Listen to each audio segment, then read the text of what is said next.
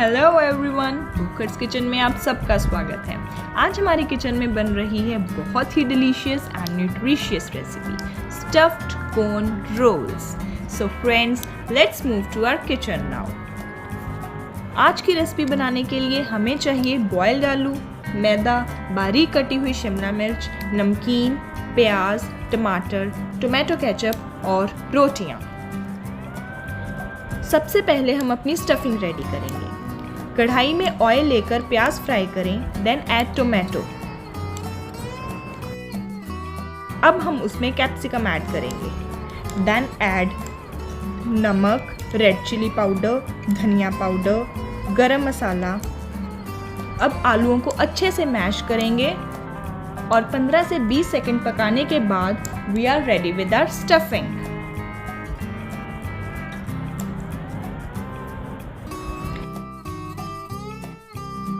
Now take 3 to 4 tablespoons of maida and add water to it. हमें बिना lumps के smooth paste ready करना है।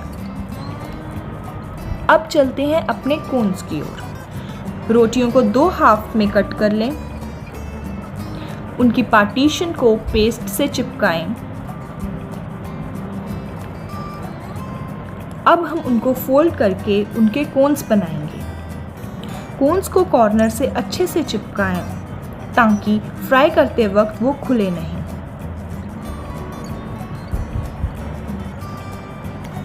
अब हम अपने कोन्स की स्टफिंग कर लें।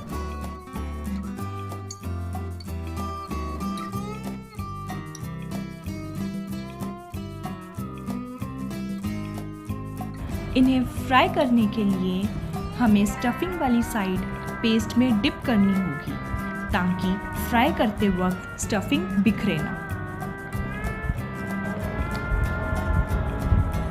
तभी हमारे कोन्स अच्छे से फ्राई होंगे।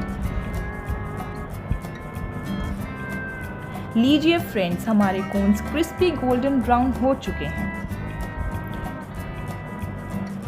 Now it's time for a twist in the recipe.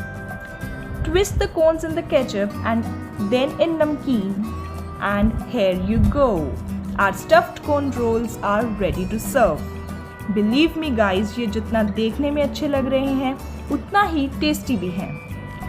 आप ये रेसिपी ज़रूर ट्राई कीजिए और कमेंट करके ज़रूर बताएं कि कैसी लगी आपको ये रेसिपी।